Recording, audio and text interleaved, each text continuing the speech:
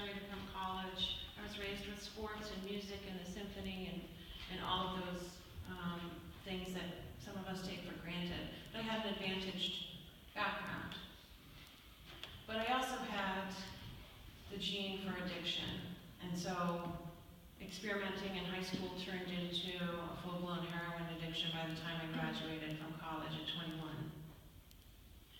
And I realized that I needed to make some serious changes, and I went into treatment, but I was unsuccessful. And that started a long process of going into treatment over and over to try to get clean, and I just couldn't get it. And so when I was 27, I had recently gone on methadone, and I had stopped using heroin, but I had a knock on the door that changed my life, and that was the Drug Enforcement Agency. 2 DEA agents came to my door and told me that they had a felony drug trafficking indictment for me with a 2-year prison sentence attached to it. It didn't matter to them that I was not a drug dealer. I was just a user. They knew that. And it didn't matter to them that I had no prior criminal record. Their purpose in bringing that indictment and that sentence to my door was so that I would set up somebody else, because I happened to know a guy who was a heroin dealer, and they wanted to use me to get to him.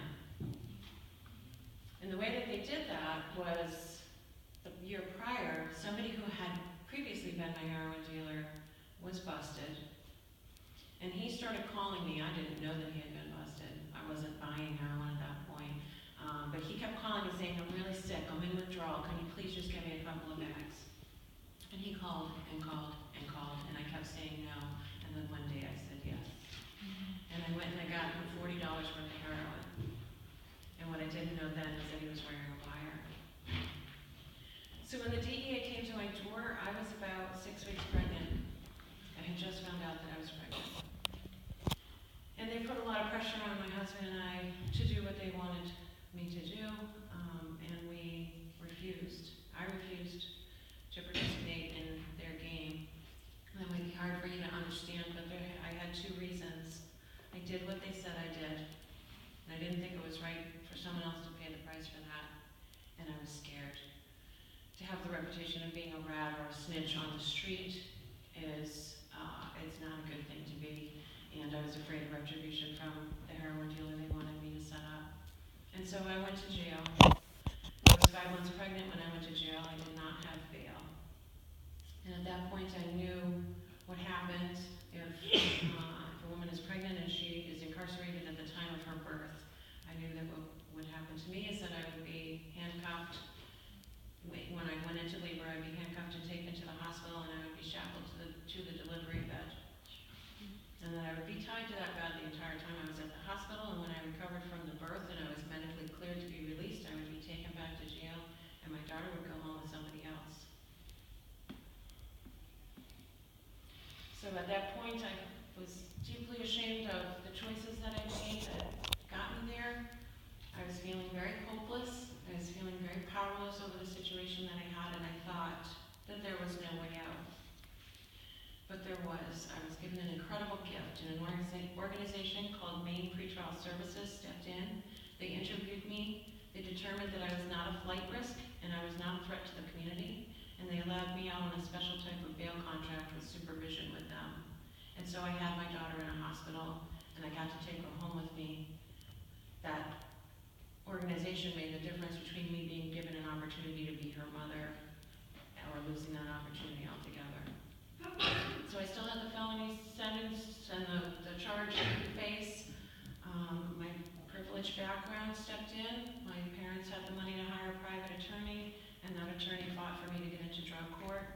I did drug court. I graduated. It's the hardest thing I've done to this day in my life, but I did graduate. After 4 years, my husband relapsed, and I followed, and I lost custody of my daughter when she was 4 and a half. And I ended up on the street. My husband was deported. I lost custody of my daughter. I lost my job. I was evicted from my home, and I landed on the street. And I was homeless for 2 years, and with a bad drug addiction that I couldn't stop.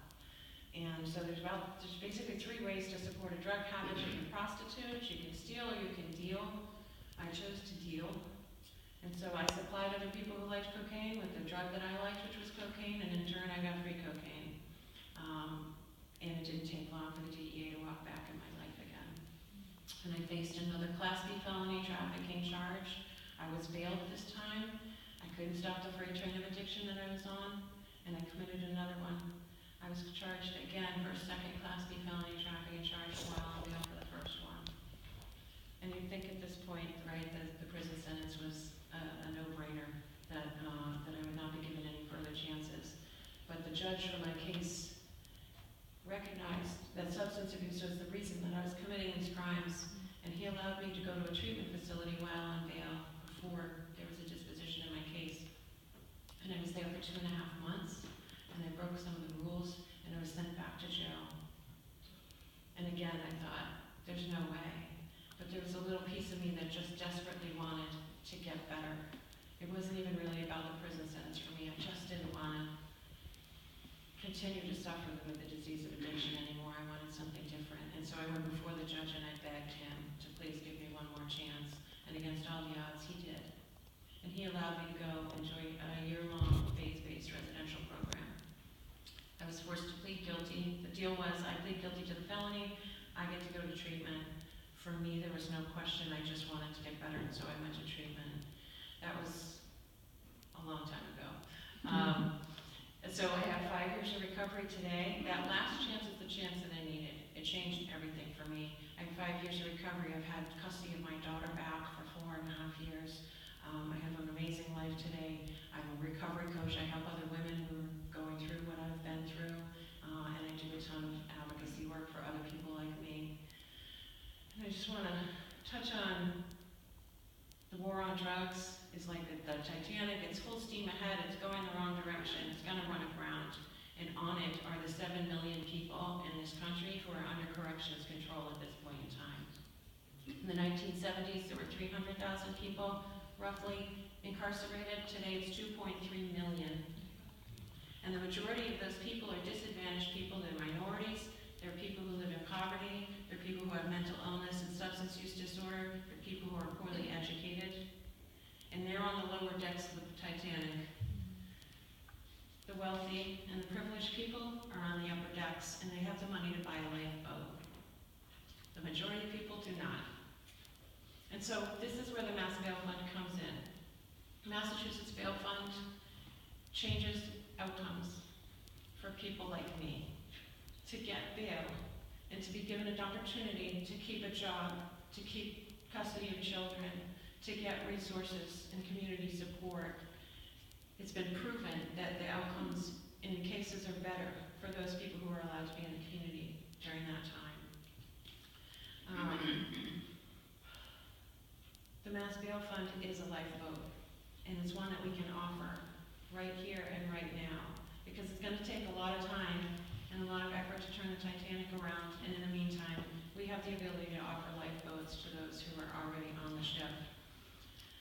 So the Mass Bail Fund has helped as of November 2016, and the numbers have gone up. I just don't have, I haven't tallied them yet, but as of November 2016, they've bailed out 412 people. Of those 412, only 5 didn't show up for court. They've gotten 52% of the cases that have been closed have been dismissed.